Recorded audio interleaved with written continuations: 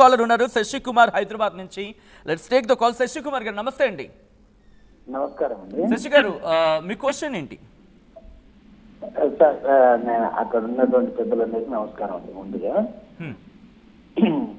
Sir ఇది నిన్న జరిగినటువంటి ఓటు గురించి నిన్న మేము కూడా ఓటు వేయడానికి వెళ్ళాం. ఓకే. నిన్న మేము కూడా బీఆర్ఎస్ వాళ్ళు కూడా మాకు డబ్బులు ఇస్తామని కూడా చెప్పారు. ఏది 1000 రూపాయలు ఇస్తాము మాకే వేయండి అని కూడా చెప్పారు. అది ఎంత మటుకు కరెక్ట్ ఒకటి. ఇంకొకటి ఈయన రౌడీ సీటర్ అంటున్నారు కదా, మరి మాగంటి గోపినాథ్ గారు రౌడీ సీటర్ కాదండి. అది ఎక్కడి నుంచి వచ్చిన ఆయన ఎక్కడి నుంచి వచ్చారండి? ఆయన సినీ ఫీల్డ్ లో నుంచే వచ్చారు కదా, ఆయన రౌడీ సీటర్ కాదండి. ఇప్పుడు అక్కడ ఉన్నటువంటి పెద్దలు ఇప్పుడు ఇది కూడా ఆలోచించుకోవాలి కదా. ఈయన యువకుడు, చదువుకున్నాడు. నేను ఏ పార్టీ అని కాదు, కాకపోతే ఈయన చదువుకున్నాడు, యువకుడు, మంచి చేద్దామని అనుకున్నాడు. ఒకసారి అవకాశం ఇచ్చి చూద్దాము అంటున్నారు కాబట్టి మేము ఈ మాట మాట్లాడుతున్నాము. ఆయన రౌడీ అంటున్నారు కాబట్టి మేము అంటున్నాము. ఈయన కూడా మంది మార్గంతోనే బెదిరించుకొని అది చేసినటువంటి వ్యక్తే కదా. ఇక్కడ ఈ నియోజకవర్గంలో కూడా బెదిరించినటువంటి వ్యక్తే కదా. ఓకే. సో మీ క్వశ్చన్ అంటే మాగంటి గోపీనాథ్ విషయంలో కూడా ఒక్కసారి మీ టీవీ వాళ్ళు మీరు మ్యూట్ చేసే ప్రయత్నం చేయండి. Right. Thank you Shashi Kumar garu. So interesting question raise అవుతుంది ఇక్కడ. నవీన్ యాదవ్కి సంబంధించి మీరు రౌడీ అని ప్రశ్నిస్తున్న సందర్భంలో మాగంటి గోపీనాథ్ విషయంలో కూడా జనాల నుంచి క్వశ్చన్ రైజ్ అవుతుంది. సో ఆ చరిత్రను కూడా చూస్తారు.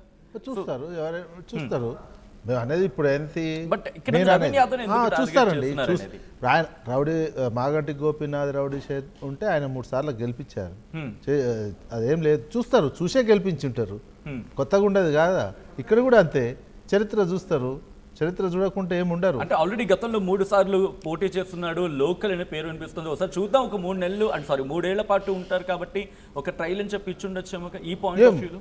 అందుకే ఫలితం వస్తే, అందుకే ఎగ్జిట్ పోల్స్ ని మనం కరెక్ట్ గా అనుకోవడానికి లేదు. ఇవన్నీ 14వ తారీఖు చూస్తాం. అంటే ఎగ్జిట్ పోల్స్ కనుక ఎగ్జాక్ట్ పోల్ గారు, ఎందుకంటే ఎగ్జిట్ పోల్స్ కూడా కాస్త ఉంటాయి. 5% ఇచ్చింది, 5% ఇచ్చింది. కాంగ్రెస్ కు ఇచ్చినటువంటి సంస్థలు ఎక్కువ ఉన్నాయి, బీఆర్ఎస్ కి ఇచ్చినటువంటి సంస్థలు తక్కువగా ఉన్నటువంటి గెలుపుకి సంబంధించి. విజయ్ కుమార్ గారు for instance exit polls exact pole అనుకుందాం. నేను అప్పుడు ఆ క్వశ్చన్ రైజ్ అవుతున్నా. ఆ క్వశ్చన్ మీకు ఎగ్జిట్ పోల్ అంటే అందులో కూడా ఎట్లా అంటాం, బీఆర్ఎస్ గెలిచేది ఉన్నది, కాంగ్రెస్ గెలిచే ఎగ్జిట్ పోల్. అవన్నీ చూసే ఉంటారు కదా. అవన్నీ ఏంటి, ఈయన రౌడీ చరిత్ర చూసి ఉంటారు, ఇవన్నీ చూసే ఓట్లు వేసి ఉంటారు. మనం అందుకే రిజల్ట్ వచ్చేంత వరకు చూడాల్సినటువంటి. మరి అటువంటిప్పుడు ఇందాక అంటున్నారు కదా బైండ్, ఎందుకు బైండ్ ఓవర్ చేసిర్రు? అధికారికంగానే బైండ్ ఓవర్ ఎందుకు చేసిర్రు? రౌడీ షీట్ ఉన్నందుకే బైండ్ ఓవర్ చేసిర్రు, లేకపోతే ఎందుకు బైండ్ ఓవర్ చేస్తారండి? రౌడీ షీట్ ఉన్నందుకే. ఈయన ఒక్కడిని కాదు, చాలా మందిని చేశారు. ఎలక్షన్ టైంలో ఇట్లా చరిత్ర ఉన్నటువంటి వాళ్ళని, రౌడీ షీట్ చరిత్ర ఉన్నటువంటి బైండ్ ఓవర్ చేస్తారు. ఆయుధాలు ఉంటే తీసుకొని పోలీస్ స్టేషన్లో పెట్టుకుంటారు, రకరకాల ప్రయత్నాలు చేస్తారు. అది చేసినటువంటిది. ఎలక్షన్ కమిషన్ మిగతా ఎందుకు చేయలేదు అనేది ఇది చేసి ఒక్క అంశం చేశారు.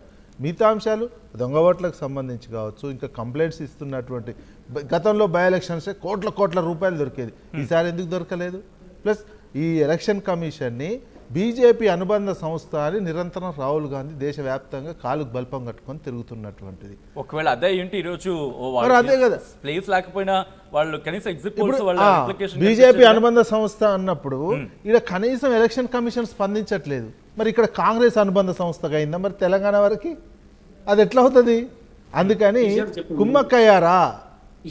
కుమ్మక్కయ్యారా అనేది అర్థమవుతుంది. లేదా ఎలక్షన్ కమిషన్ రాజ్య స్వతంత్రత కోల్పోతుంది. స్వతంత్రత కోల్పోయినట్టే. ఎందుకంటే కళ్ళారా కనిపిస్తున్నట్టు, మీరు డ్రోన్లు పెట్టిర్రు, ఓట్ చేంజ్ కనిపిస్తున్నది, ప్రతి ఇన్ని కంప్లైంట్స్ పోయినాయి, ఒక్క కంప్లైంట్ కూడా కనీసం చర్య తీసుకోలేదు, నిర్లిప్తగా ఉన్నారు. సిపిఎట్ పోయారు. మీకు పోలీసు, రెవెన్యూ, జిహెచ్ఎంసీ అంతా ఎలక్షన్ కమిషన్ చేతిలో ఉన్నప్పుడు ఆ నియోజకవర్గంలో ఒకటి అరికట్టలేకపోయారు. రాజ్యాంగబద్ధమైనటువంటి స్వయం ప్రతిపత్తి గల సంస్థ వ్యవహరించాల్సిన తీరు ఇదేనా? మీరు అందుకే అపవాదం వస్తుంది. ఒకవైపు కాంగ్రెస్ అనుబంధ సంస్థ అంటున్నది, మరి ఇటువైపు కూడా ఇప్పుడు అనుబంధ అంత ఆ రకమైనటువంటి నేమ్ ఎందుకు? ఒక రాజ్యాంగబద్ధమైనటువంటి స్వయం ప్రతిపత్తి గల సంస్థకి ఆ నేమ్ తెచ్చుకోవాల్సినటువంటి అవసరం ఏముంది? కరెక్ట్. గతంలో శేషను ఇల్లంతున్నప్పుడు ఇలానే ఉండేనా? ఎలక్షన్స్ రద్దు మధ్యలో కూడా Of course, వైజాగ్ శేషన్ గారి పేరు వచ్చినప్పుడు election- తర్వాత కూడా మధ్యలో వచ్చిన వైజాగ్ ఎలక్షన్ చిన్న ఏదో ఉన్నాయని చెప్పి భయపోలే క్యాన్సిల్ చేసి మళ్ళీ చాలా 2-3 నెలల తర్వాత పెట్టినటువంటిది ఉన్నది. అరే ఇంత ఈ రకంగా జరుగుతుంటే చూసి కనీసం దానికి సంబంధించిన యాక్షన్ తీసుకోవాలి కదా. ఇదేమవుతుంది తెలుసా, కన్వెన్షన్ అవుతుంది. ఈ దొంగ ఓట్లు దింపుతా ఉంది లేదు. ఈ కన్వెన్షన్ ఎట్లా అవుతుంది, రేపు గవర్నమెంట్ ఎవరున్నా ఏదున్నా ఎలక్షన్ కమిషన్ మేనేజ్ చేసి పోలీసు ఆడ ఉన్న ఏజెంట్ మొత్తం బెదిరించేసి ఈ కన్వెన్షన్ సంప్రదాయం కొనసాగుతుంది. ఇక అదే కావాలనుకుంటే అదే చేయండి. ఇక లక్ష్మణ్ సంగారెడ్డి నుంచి ఉన్నారు, తీసుకుందాం. లక్ష్మణ్ గారు, ఓకే కాల్ డ్రాప్ అయింది. సో మళ్ళీ నెక్స్ట్ కాల్ సచిన్ గారు ఒక డివిజన్ లో ఏం జరిగిందో తెలుసా, ఓటింగ్ రోజు సాయంత్రం పూట భారీ ఎత్తున ఓటర్ స్లిప్పులు ఏవైతే వివిప్యాట్లు స్లిప్పులు ఉంటాయో వివిప్యాట్ స్లిప్పులు భారీ ఎత్తున ఒక ఓటింగ్ కేంద్రంలో బయట పడేసి ఉన్నాయంట. వేణుగారు పాయింట్ అది రైజ్ అవుతుంది. వేణుగారు నుంచి ఒకసారి వేణుగారి దగ్గరికి వెళ్ళే ప్రయత్నం చేస్తాను. వేణుగారి దగ్గరికి వెళ్తాను, బట్ క్వశ్చన్ కంటిన్యూస్. వేణుగారు ఇక్కడ బిఆర్ఎస్ వేణుగారు చెప్పండి. ఇక్కడ వినిపిస్తున్న మాట కాంగ్రెస్ కి సంబంధించి, కాంగ్రెస్ అంటే of course central election commission అయినప్పటికీ ఇక్కడ మీకు ఏదో సపోర్టివ్గా కాంగ్రెస్కి ఏదో సపోర్టివ్గా వ్యవహరించిందనే మాట. నిజంగా ఎలక్షన్ కమిషన్ అలా వ్యవహరించింది అనుకోవాలా? ఒకవేళ అలా వ్యవహరించింది అనుకుంటే కనుక మళ్ళీ దాని మీద లీగల్గా ముందుకు వెళ్తే కనుక చేంజ్ ఓవర్ కూడా యాక్షన్లోకి ఉండే అవకాశం ఉంటుంది కదా. ఒకటి ఈ మధ్య కాలంలో ఒక ఆడియో రిలీజ్ అయిందండి. ఈ దొంగ ఓట్లు ఇది కాదు, కానీ ఏదో ఉందని ఏదో ఆరోపణలు చేయాలని చేసే వాళ్ళు ఆరోపణలు చేస్తుంటారు. దాన్ని మనం పట్టించుకోవాల్సిన అవసరం లేదు. ఒకటి ఏంటంటే కొన్ని ఓట్లు ఐడెంటిఫై కావట్లేదు, వాళ్ళు లేదు, గతంలో ఉన్న ఓటర్ లిస్ట్ లో ఉన్నాయి, అవి ఐడెంటిఫై కావట్లేదు, అది అని చెప్తున్నారు. ఐడెంటిఫైడ్ కానీ గుర్తించండి, నేను వేరే వాళ్ళని పంపిస్తాను, వాళ్ళు ఏవేవి ఉన్నాయో ఆ ఓట్లు తీసుకురాని చెప్పి ఈ మధ్యలో ఆడియో రిలీజ్ అయింది. హరీష్ రావు గారు మాట్లాడుతున్నారు, మీ గత మాజీ ఎమ్మెల్యే గారు మాట్లాడుతున్నది ఆడియో రిలీజ్ అయింది. సో వాళ్ళంత పక్కన వాళ్ళే ప్లాన్ చేసుకున్నప్పుడు ఇతరుల మీద బీఆర్ఎస్ వాళ్ళు ఇతరుల మీద ఆరోపణలు చేయడం కరెక్ట్ కాదు. సో వాళ్ళు స్ట్రాటజీగా వాళ్ళు ఉన్నారు. ఎట్లా ఈ ఓట్లను రాని వాళ్ళ ఓట్లు అటెండ్ కాని వాళ్ళ ఓట్లను ఎట్లా వేయాలి? ఇప్పుడు అయింది 50% కూడా కాలేదు. సో మిగతా అటెండ్ కాని వాళ్ళు ఎట్లా చేయాలి, ఏ విధంగా చేయాలనే ఆలోచన వాళ్ళ బీఆర్ఎస్ పార్టీ వాళ్ళు ఉన్నారు. సో ఏది ఏమైనా అల్టిమేట్ గా ఇది బై ఎలక్షన్.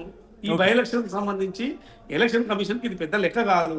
ఎందుకంటే మొత్తం రాష్ట్ర వ్యాప్తంగా ఎలక్షన్స్ ఉన్నప్పుడు అది ఒక సిస్టమిక్ ఎక్కడ తప్పిదం జరిగితే అది ఎలక్షన్ కమిషన్ మనం తప్పు పట్టవచ్చు. ఓకే, ఎలక్షన్ కమిషన్ సరిగ్గా నిర్వహించలేదని చెప్పి వాళ్ళనే కంప్లైంట్ చేసుకోమని ఎలక్షన్ కమిషన్ బీజేపీలో మేము చేసుకోమని తప్పేమున్నది? ఏమున్నది ఆడ? ఎలక్షన్ కమిషన్ ఆఫ్ ఇండియా మనం తప్పు, ఈ ఒక ఎలక్షన్ కి తప్పు పట్టడం ఎట్లా మనం? సో కాబట్టి బై ఎలక్షన్స్ మంచిగా జరిగినాయి.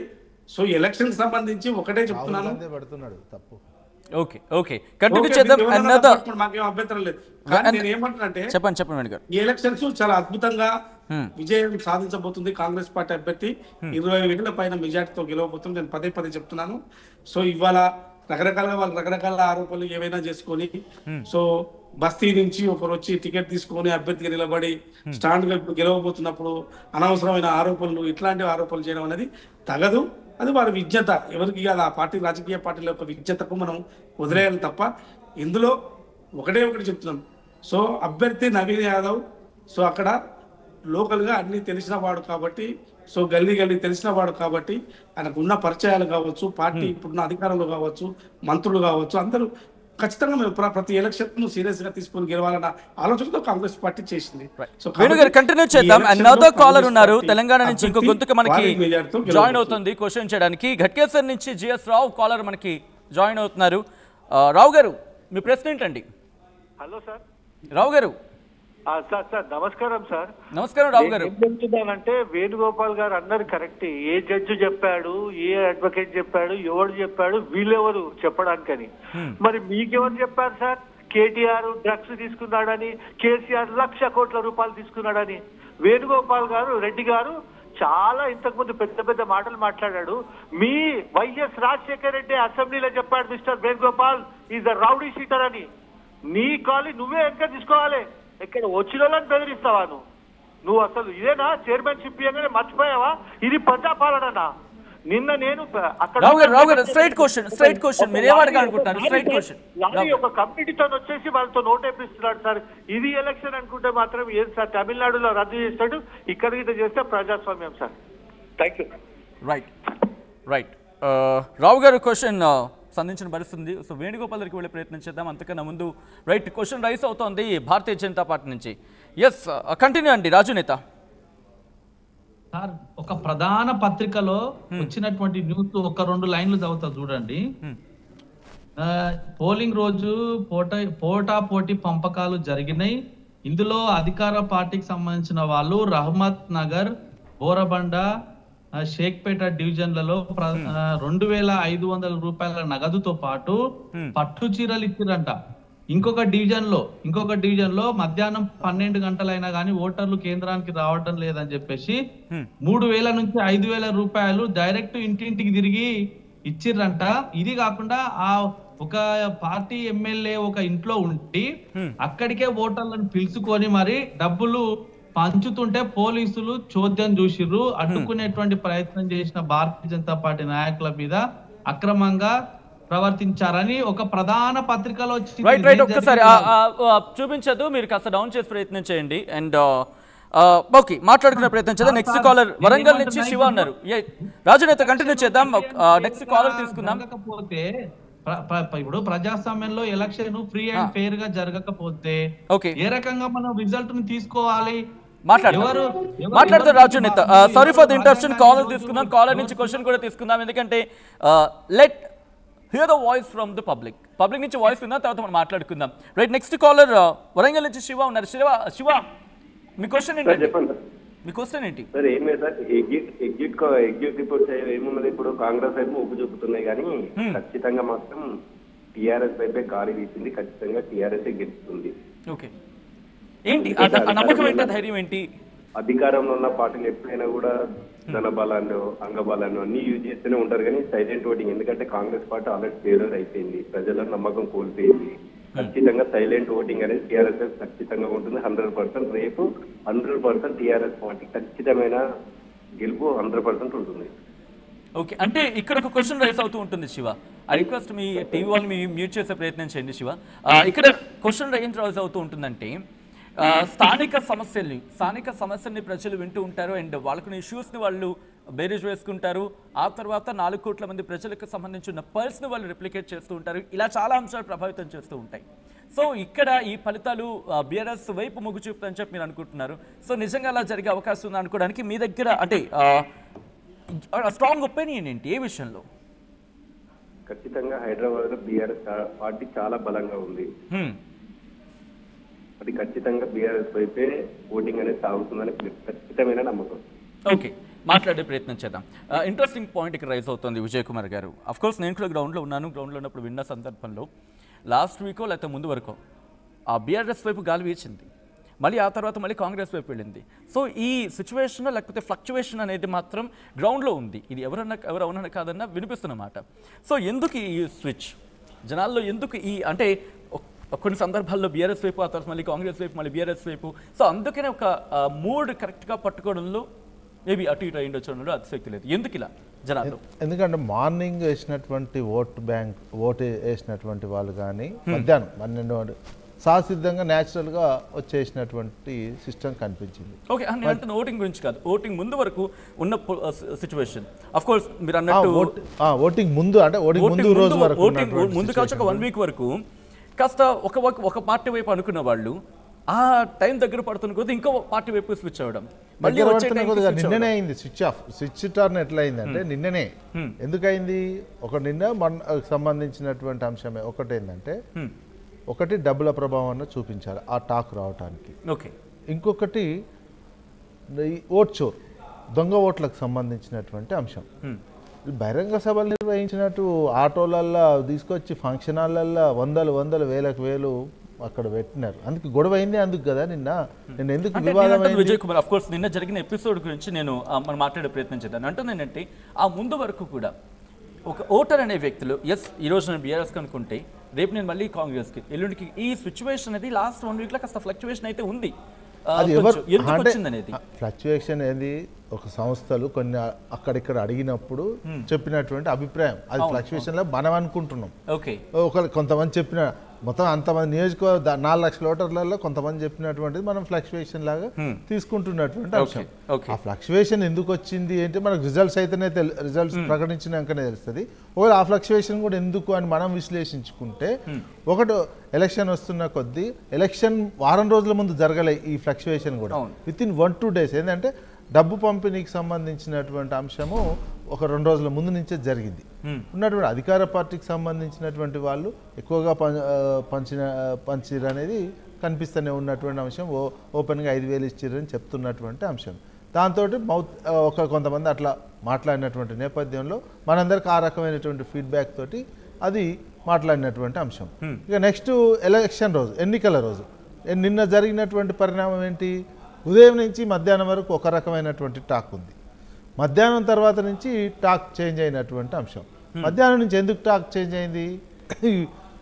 సంబంధించినటువంటి దొంగ ఓట్లు పడుతున్నటువంటి సందర్భం ఎక్కువగా చేంజ్ అయింది టాక్. దాని గురించి మాట్లాడదాం. Interesting point. అసలైన తొలి వెలుగు. ఫాలో వాట్సాప్ @తొలి వెలుగు official.